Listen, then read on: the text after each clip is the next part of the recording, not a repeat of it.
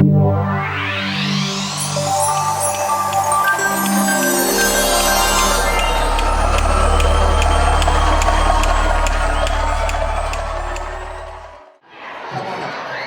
Come on up. What's your name? You'll give Sophia a hand, please. We're gonna do something really cool this afternoon. Say, what's that? We're gonna do say, what's that? Lean forward, lean forward. We're going to sing a song. And the title of the song is Lean on Me. It goes like this. Are you ready? It'll go like this. No, lean. Away. Lean on me. When you're not strong, I'll be your friend. I'll help you carry on. For it won't be long till I'm gonna need somebody to lean on. Here you go. You just call on me, brother, when you need. Hey, like that. Y'all needs. Okay. And then you're gonna lean on me again. If you understand, say yeah. If you really understand, say oh yeah. Look to the person on the left and right and say, let's do this thing. All right, here we go. Here we go. It's lean on me when you're not. I'll be your. I'll help you. Very good.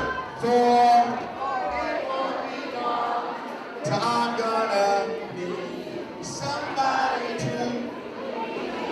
Everybody, we just call on me, brother. When you need a hand, we all need somebody. I just might have a problem that you understand. We all need. Lean on me. You're not. I'll be there.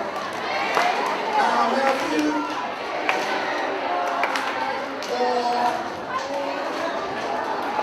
So I'm gonna somebody to give yourselves a hand.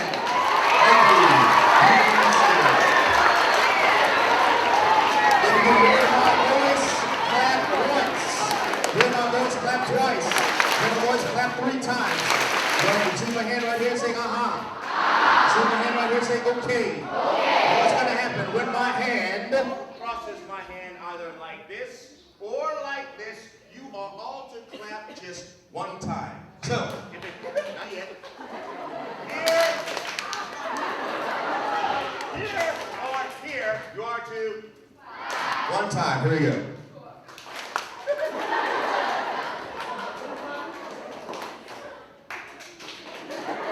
Some of y'all like this.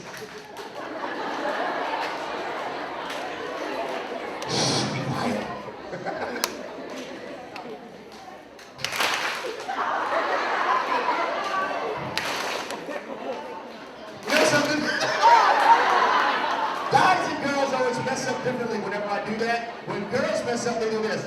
I ain't clap. When guys mess up, they're just like this. Yeah.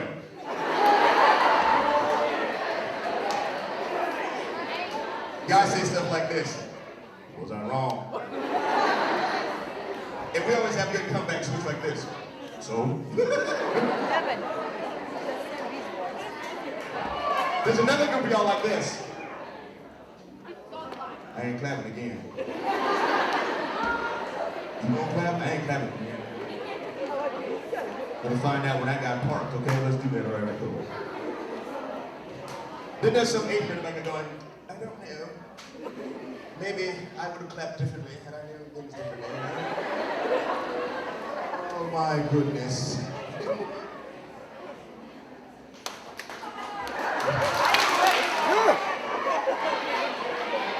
Somebody thinks they're in church, they're going, here you go, here you go.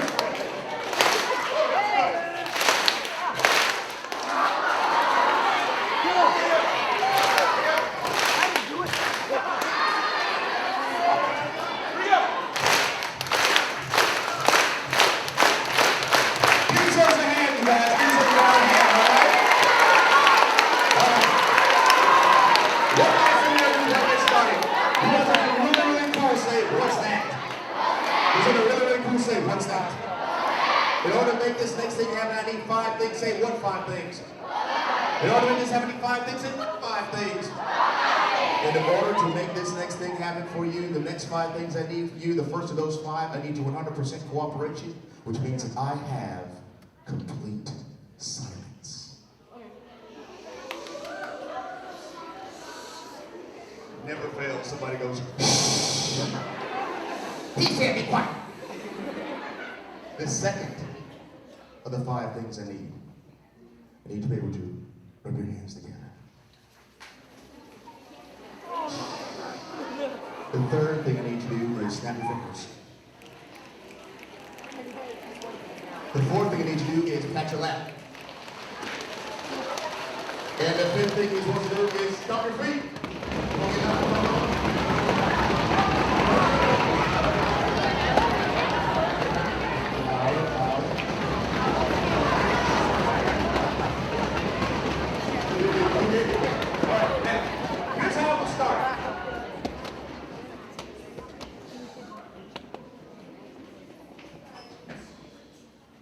Start like this. I'll start down here on this end, and I'll start by rubbing my hands together.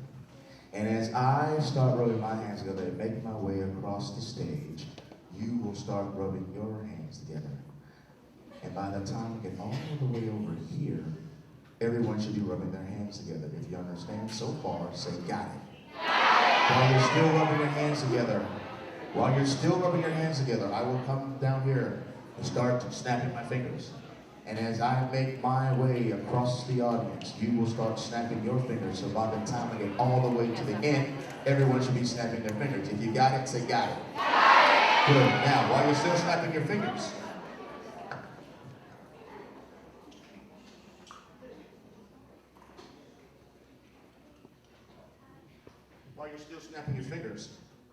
I'll pat my lap. And the same thing all the way down.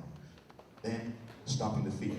Now the stomping the feet part's a little tricky, because I want you to get louder, softer, watching my hand, louder, softer, but you don't stop until it's time to pat your lap again, because we're gonna do everything backwards till we'll end like we started, rubbing our hands. We're gonna practice stomping our feet one more time. Watch my hand, because louder, softer. Here we go. 1, 2, 3.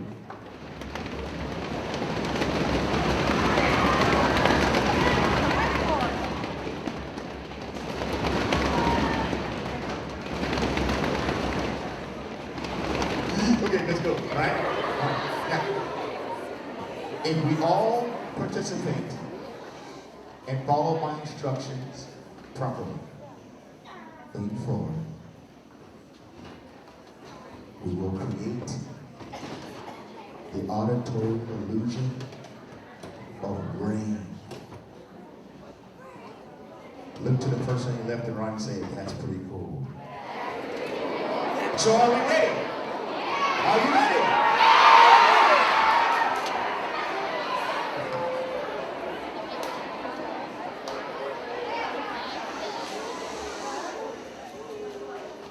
Now, we made an agreement. We're going to make this happen. But it's also a choice. I hope you all choose to participate. It sounds really cool. But you have the option of choosing not to. However, if you choose not to participate, that does not give you the right or ability to interrupt those that are choosing to make it happen. Does that sound fair? That sound fair? Say yes. All right, very good.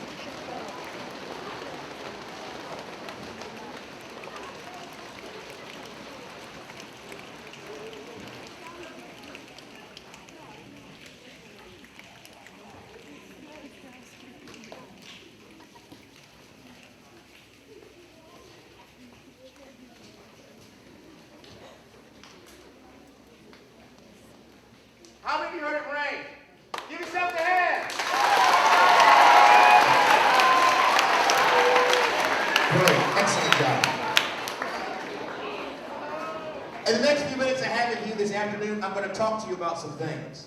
Talk to you about how you treat yourself and how you treat other people. Talk to you about setting goals. Talk to you about making a difference in the lives of other people. In the next few minutes I have with you this afternoon, I am going to motivate you. I'm going to step inside your mind. And some of y'all like, not up in here. Several years ago, I had the opportunity to travel to the city of Atlanta, Georgia, prior to living there. It was after I graduated from high school. And here it was, we got the information about this particular conference. It was being held downtown Atlanta at the Hyatt Regency Hotel. The Hyatt Regency Hotel in Atlanta, Georgia has about 21 floors, and our information said we're going to be staying on the 18th floor. Not a problem, as long as the elevators are going to be working, we'd be okay. Here we were, downtown Atlanta. Wonderful conference. It was, as a matter of fact, the workshops being held across the street from the actual hotel. We're down there in the workshops doing our thing, and finally we had a break in our first workshop. We go back to the back room where the table was located with the water and everything, and we get some water because it's just really exhausting. And someone comes up to the gentleman I was with and says, hey guys, yeah, I recognize you all from Fort Lauderdale. So good to see a familiar face. Cool. Tell you what, when this is all over, why don't we all get together and we go to dinner together? And we looked at this guy, and he looked like someone who'd be paying for our dinner, so we said, sure. 45 minutes later, workshop is over, and we run back across the street so we can go get off our shirt and tie and coat. Want to be a little more comfortable when we go eat. But there was another conference going on at the same time at the hotel, so we're waiting in this line, waiting, lines, waiting. Finally, we get onto the elevator, and the doors close. And instead of the elevator going up, it went down 3 floors and broke. Here we were, 3 floors further away from my destination, and our time was running then, and some genius in our group says, hey guys, let's take the steps. Sure, not a problem. We hit the steps, full blast. It's like, 10th floor, let's pace ourselves. 15th floor.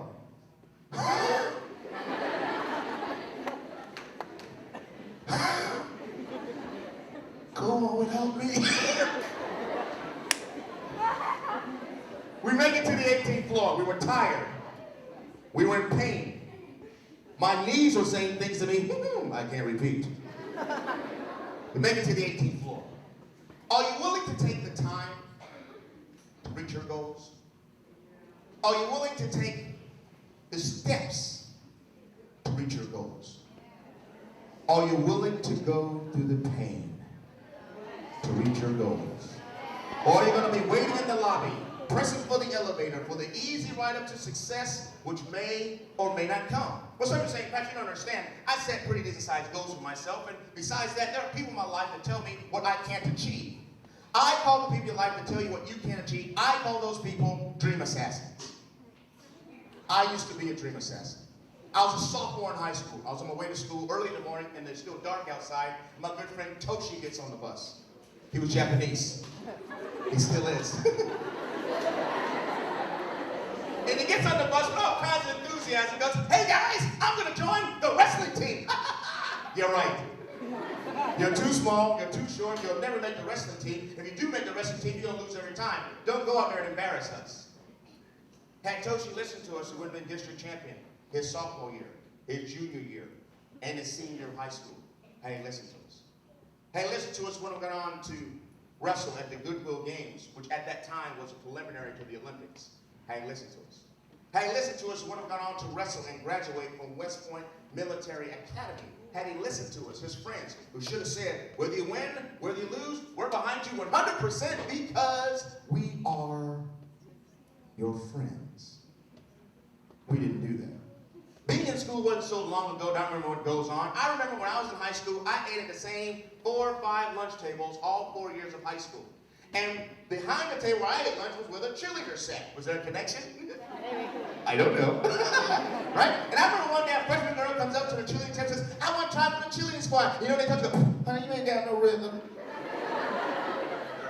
Why'd they do that? They did that to make her feel small. They did that to make her feel like she was not as important. But there's a challenge for you here this afternoon. I am going to challenge you to practice lifting people up. Not physically. It's so funny. Yeah, I can lift like 2. No, not physically, but by the things you say,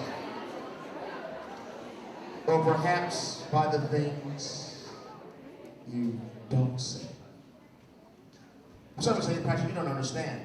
No one ever told you what you couldn't achieve and couldn't do. No one's ever told you that.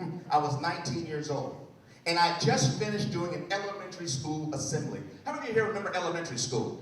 Remember, everything was exciting in elementary school. The teacher say something like this. The teacher say something like this in elementary school. Tree. Woo! Ice cream. Woo!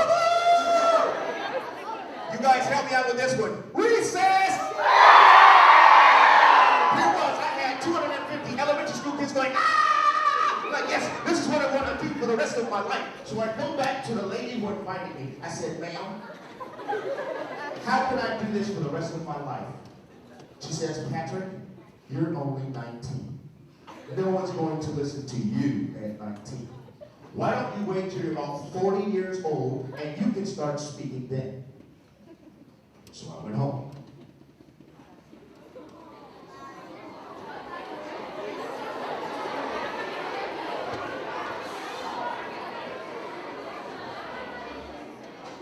I didn't have a car. I went to my father.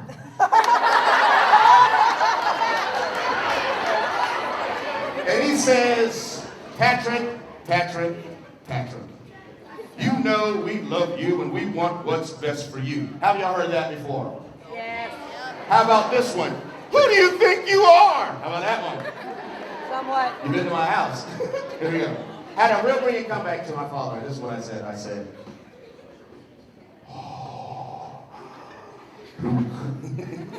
come to the dark side. Literally. Anyway. We have cookies. Just kidding.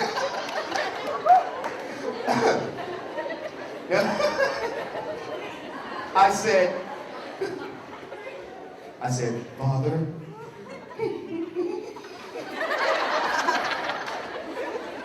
his bottom lip starts quivering. I'm like, I said, Father, I'm your son. And that should be all that counts, right? Say right. Say right. There it is. You're gonna, after you hear this assembly, say, okay, I'm gonna set these goals for myself. I'm gonna make these great things happen. I'm gonna make sure nothing gets in my way, right? And then someone comes up to you and says, who do you think you are? And you say, I'm your friend. And they go, you got problems. You see, the next time someone comes up to you and says, who do you think you are? I want you to look them right back in the eye and say, who do you think you are telling me that I can't? You see, I don't have the right to steal your dream, and you don't have the right to steal mine. Well, see, sometimes we assassinate dreams a little differently. Can I tell you a story? May I tell you a story? Right now, the story starts way back when I was in the 5th grade. This is the very beginning of it. Now, we all say remember elementary school, so this is where the story begins. Y'all remember 5th grade? You were like on top of the world in elementary school. It's like, ha-ha. I'm this tall, ha-ha. We rule the world from here, ha-ha. And you walked around the elementary school like you were all that, like, ha-ha. Ha-ha. Then you go to the middle school, 6th grade, it's like, sit down, shut up, we own you. Okay. And they say scary things to you between 5th and 6th grade. They say things like this. Yeah. Hey kid. Yeah? You going to the middle school? Mm-hmm. You want to know something? Yeah? When you get there, right? They have lockers. No.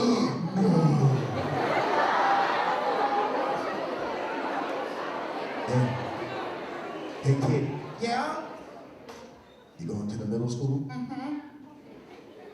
You want to know something? Yeah? When you get there, Right? they have big hairy people called 8th graders.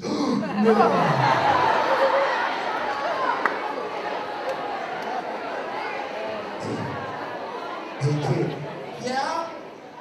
you want to know something? Mm-mm. When you get to the middle school, Uh-huh. they have really big trash cans. Right? And we think you'd fit.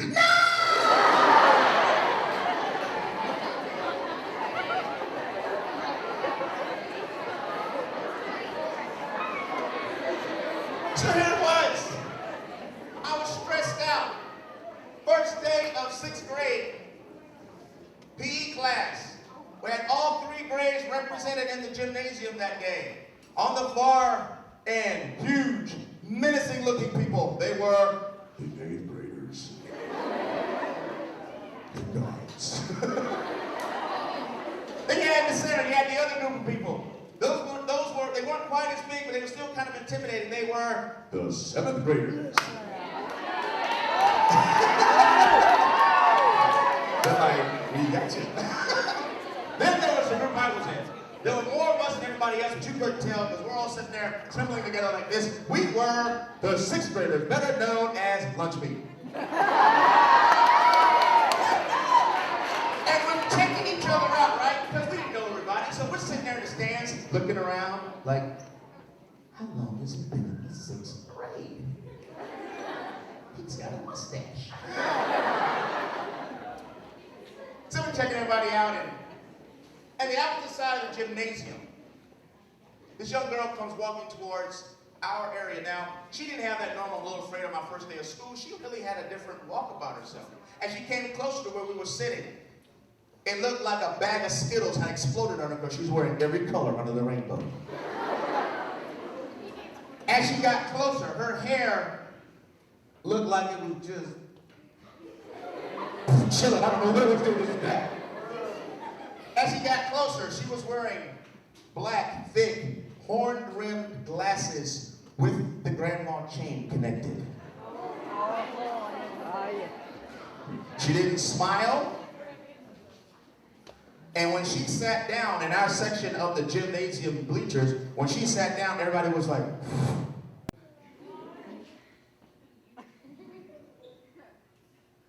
so within a few days, her reputation of being different followed her all through the rest of that school year. At the end of that school year, my parents said, hey, look, we're moving, cool. We're moving about 3 blocks away, which was cool. And I decided to move with them. So here it was. I went to a new middle school. 7th grade, not a whole lot going on. 8th grade, about this time of year, we get an announcement on the PA system that we're getting a new student for somebody to come down to the office and bring, escort the new student down to class. Teacher points at me, I run down to the office, open the door, and there she was. Well, as she's walking back to class with me, I'm like, oh my goodness, I recognize her from the other middle school I went to. Matter of fact, she had gone to multiple middle schools from what I understand. So when she comes back to the classroom, sits down, there were other kids who knew her from other middle schools she had been to. So her reputation of being a little different followed her for the rest of that school year.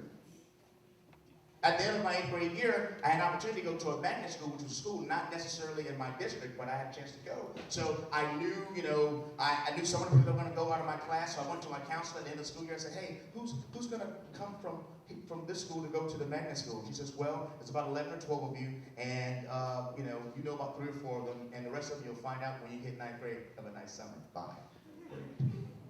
So it was. I was stressed out, right? Because I was going to go to a whole new high school. I didn't know what was going to go on. I had big things going on in my head, wondering what was going to happen like this. Like, what will I drive when I get my license? Who will I take to prom when I'm a senior? Will I grow any taller? Don't answer that question.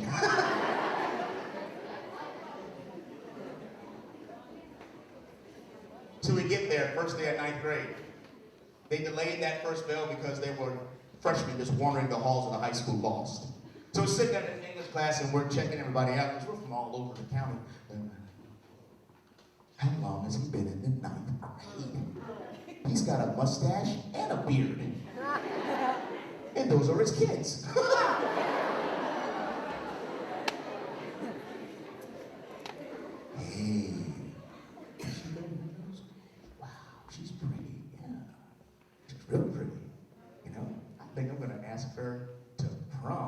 senior year. You think so? Yeah, she's really pretty. You ever have somebody tell you no to your question before you even get the question out? You ever had that happen? And that happened to me. That one time I said, hey, how's that go? No. But the problem's no. No. Okay.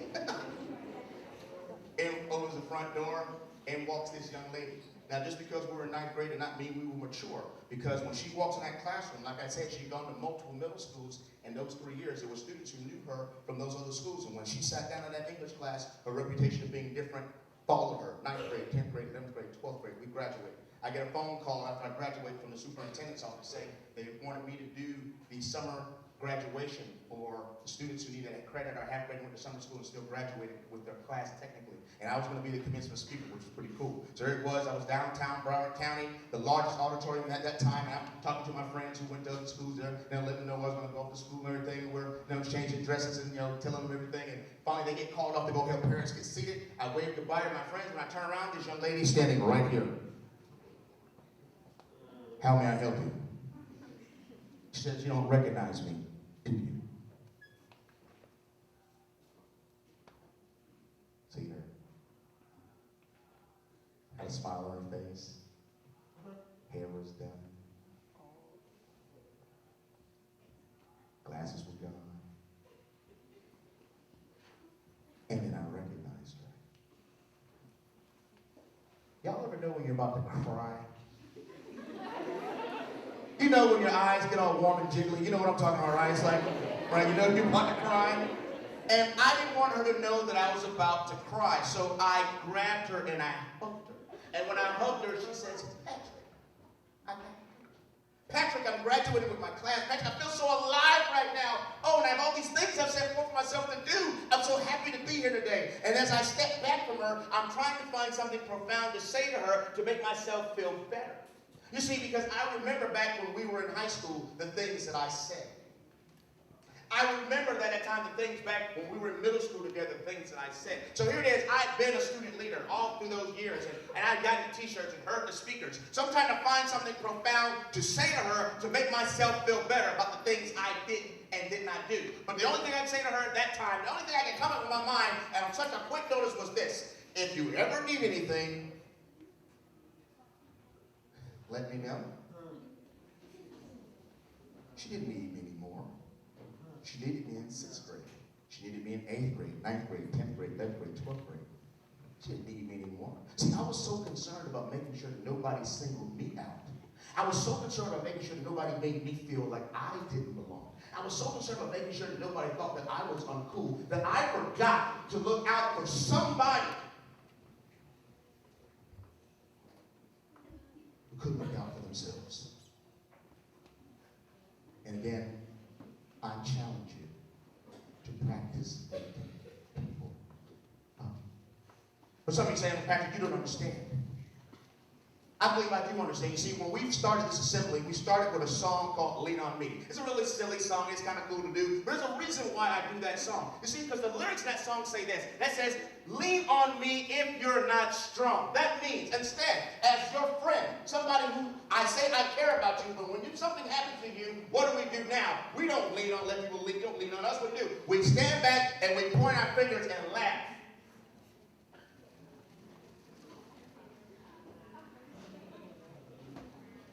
The song says, if you're having an obstacle, if you're having something you just can't, it's tough. Things aren't going quite the way you thought they were going to go. At 6th, 7th, and 8th grade, it's tough. When things aren't going right, when things just, you keep hitting the same obstacle, that block, that wall, 100 times. When things aren't going right, as your friend, I'm supposed to come over to you. Instead of pointing fingers at you and making a ridicule, I'm supposed to be able to come up to you and say, it's my shoulder. And I'm not supposed to stick my finger out the point. I'm supposed to reach my hand out. You reach mine, and we can do it together. I'll pull you up. See, that would start today.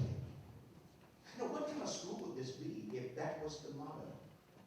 We no longer stood back and pointed fingers. We no longer stood back and made fun. But instead, we came forward, reached out our hand and said, You can do it together. I'm not laughing at you. We're going to do it together. Or here, you can lean on my shoulder. I know you're not strong. Hey, let's do it together. Let's make sure we both make it to the end, to the top. But what kind of school would this be if we did that?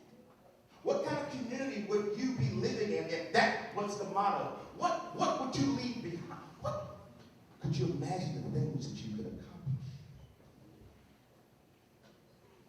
It can start today. It can start today. No longer do we point the fingers. We step forward and lend our shoulder. Or we step forward and reach out our hand. But some of you say, Patrick, you don't understand. I'm one person. I'm one person in this school. And one person, I mean, come on. I mean, I don't know if one person can really do something like that. How many of you here have a younger brother or sister? How many of you get along with that person? Hands always fall. Hands everybody's like, no. They live across the hall that is empty. I have a younger sister. I was 14 years old and I had the opportunity to have a job. Worked at a local grocery store, bagging groceries. I was in 8th grade, back in 1986, made about $60 a week. Back in 1986, that was a lot of money. My sister being 3 years younger than I had that same opportunity. So the fair comes out, she goes, Mom, Dad, I want to go to the fair. Parents said, look, no money for your allowance, you can't go to the fair. So I heard, they said, hey, sis, come here. Here's $20, go to the fair. Next year, same situation. Mom, Dad, I want to go to the fair. No money for your allowance, so the baby said you can't go to the fair. So I gone to the fair the night before, and I heard, hey, sis, come here. Here's $20 of tokens of tickets, go to the fair. Please, go have fun. Here, maybe 3-4 years, I was living at home. I maybe gave my sister $400, including Christmas and birthday gifts. I went away to college. And it was during the summer session, I looked at my finances and I found out that I was about $600 short. Look to the person on your left and right and say, that was a lot of money.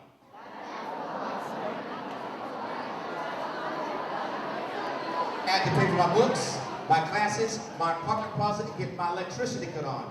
4 essentials: books, classes, apartment deposit, electricity. I didn't say bed. I didn't say phone. I didn't say cable, because I didn't say television. 4 essentials. So what do you do when you're running short on money? And someone says, get a job. I had a job. The next thing you probably will say, well, what are you going to do? I did what most of you may learn to do one day. I called my mama and daddy. And if you're a guy, you hope it's your mama that answers the phone. Because dads answer the phone, but it goes something like this. Dad, hey, good to hear from you. I need some money. Talk to your mom. So mom gets on the phone and goes, Mom, that's $600 books, my class, and part of the school, so I time to money by Friday. Right on money by Friday, you can't go to school, can't go to live back up home, what can you do? Some of y'all still tripping on, he didn't have cable. Mom said, first of all, slow down. Second of all, we don't have the money. That's not. She says, the car's broken down twice. That was unexpected. She said, your father's going to graduate school, and that's taking some money. She said the medication she was on, that she had to pay for in advance, and then the insurance company would write her a check back after they got receipts. She says that takes about 10 days to do, and she says she just submitted that. She said, remember your sister was a freshman when you were a senior, and she has obligations in high school just like you did. I said, Mom, I promise you I'll pay the money right back, otherwise I gotta keep home. She says, I'll see what I can do. We talked for a few minutes and hang up the phone. Friday comes along, I go to the mailbox, $600 money order. Pay for my books, pay for my classes, my apartment deposit, my electricity cut on, some money left over for groceries. I go back to the phone and go, Mom, thanks so much. That money came right on time. Just don't thank me. I said, what are you talking about? She says, thank your sister. I had a real bring comeback too. I said, huh? I said, Mom, what are you talking about? She goes, we didn't have the money, son. She said, your sister had been working all summer long, babysitting and working at Burger King because she was saving up money for a car. And the money that she was saving for a car, she sent to you. My little sister. The same little sister that used to bite me on the leg. The same little sister, one morning I was sitting down eating ice cream, watching cartoons, and she approaches me with a bamboo stick. I won't tell you the rest of that story. The same little sister sent her big brother $600 so I can continue my college education. And here's the point, folks. My parents said, look, you have to send this money to your brother. He is not your responsibility. She says, no, I'm going to give to him because he gave to me when no one else would. Can one person make a difference? Huh? Can one person make a difference? I'm going to catch that and make it a little bit personal and say, can you make a difference? Huh? Can you make a difference? You see, there are a bunch of different scenarios. As I close with you all,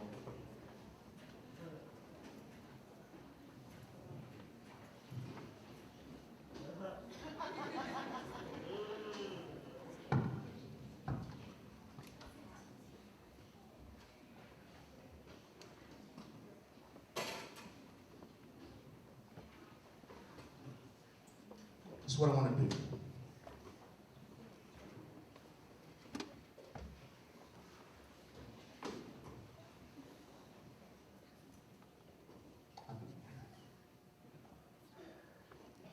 It takes all kinds of people to make a difference in the lives of other people. See, I told you a little bit when I first started about one of my friends, Toshi, but I have some other friends I'd like to just briefly introduce. One of my good friends in school, William. William is Puerto Rican. William speaks better Japanese than Toshi does. Matter of fact, William can't even speak Spanish. He can't even hardly barely speak Spanish. I give him a hard time because whenever I call him up, I say, hey, William, yeah, man, hola, ¿cómo está? He goes, shut up. See, William had an opportunity to teach English in Japan for 3 years, so that's why he can speak Japanese and write Japanese. Matter of fact, he teaches Japanese at a baccalaureate high school down in North County, Florida.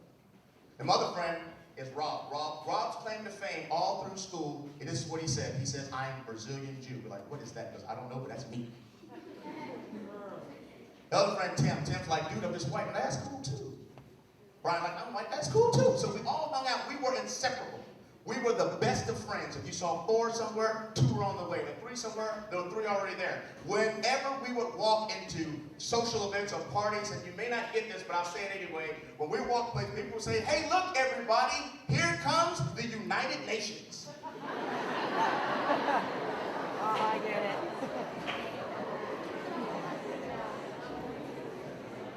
And now, as we're adults, we look and see the things that they're doing in their community. Tim and Will and everybody that do some really neat things. And I look back at the guys that I hung out with and say, it takes all kinds of people to make a difference. So I have 3 children. My daughter Leah is 15. My son Maxwell is 13. And my son Jeremiah is 3. If Leah was here this afternoon, she'd be here and she'd be playing with her hair, and then she'd be wanting to talk to you about 5 Seconds of Summer, her favorite band, right? Which is funny because when she started telling me about 5 Seconds of Summer, I said, but what happened to One Direction? She says, I don't know. I think she has amnesia. Anyway.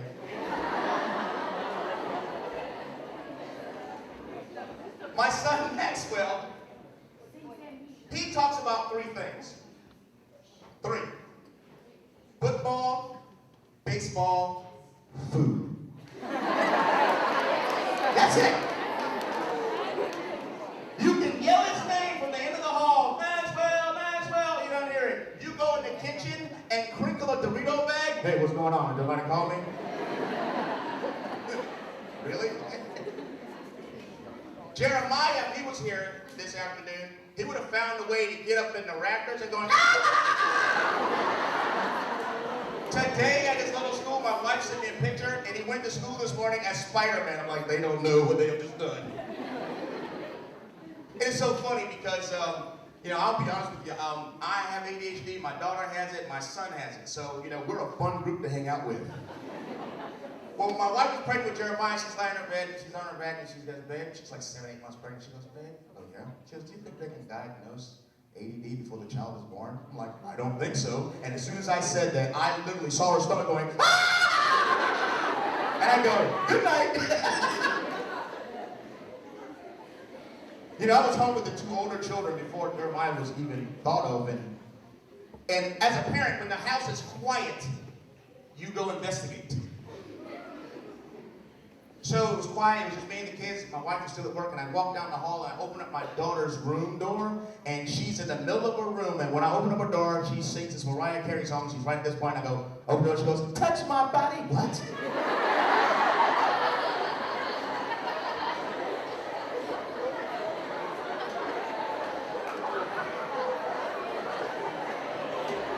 So I go across the hall to her brother's bedroom, right? He's the quiet one, right? When I open up his door, and the popular song at the time was Soulja Boy. So when I open up the door to his room, he's right in the middle of it. When I open the door, he goes, you!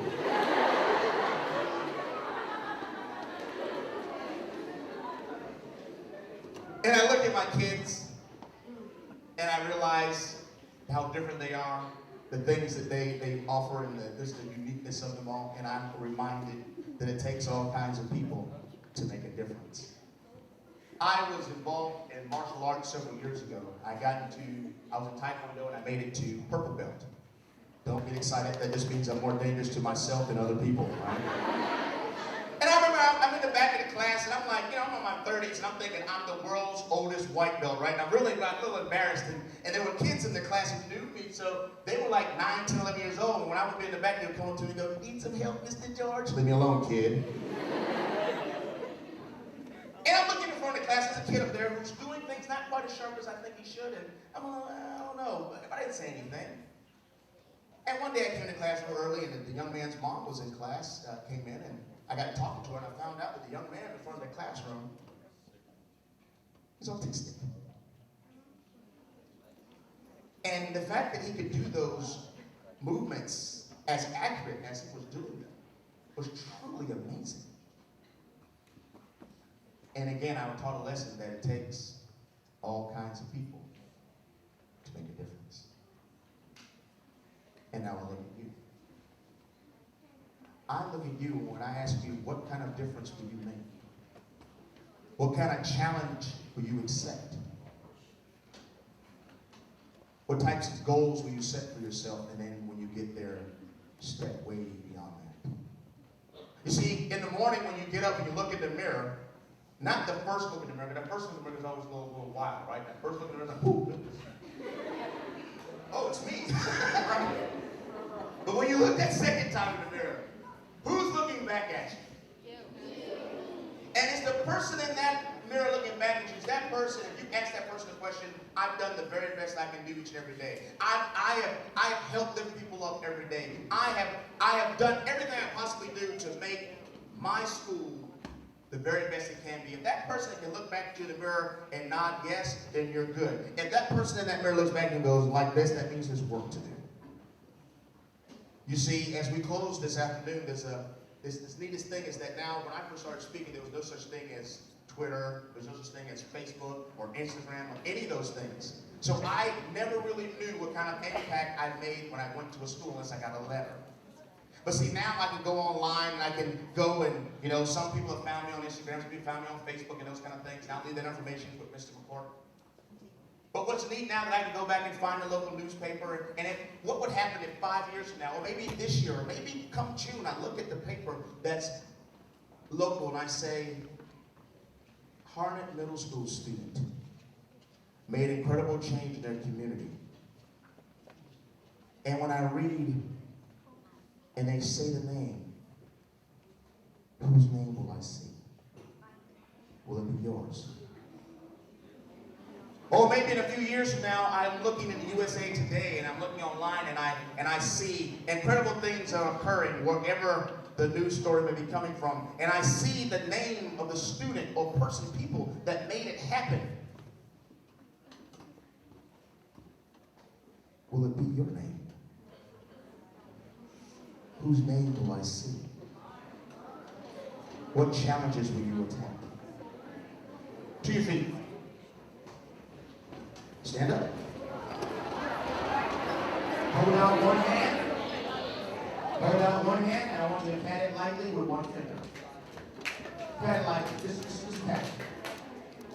See, now that's the sound that a lot of you made, or represents the sound a lot of you made when you first started here. You didn't make a lot of noise. You didn't want anybody to notice you. You didn't want anybody to point you out. You know, you didn't want to make a whole lot of waves. And you really probably weren't that excited.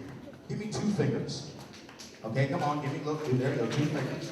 2 fingers. Now this is the way maybe you sounded after you were here a year. You made some friends, maybe you made some new friends, and you figured out what this thing called middle school was all about, and you sat down and you said, okay, I'm not so afraid of what the future might hold, and I think I've got a real good grasp. Give me 3 fingers. A little more excitement, a little more energy, a little more confidence has been built up because now you got an idea about what you want to do, what you want to be, and how you got to go about getting those things done. Only 4 fingers. Yeah, 4 fingers. The excitement built up. The goal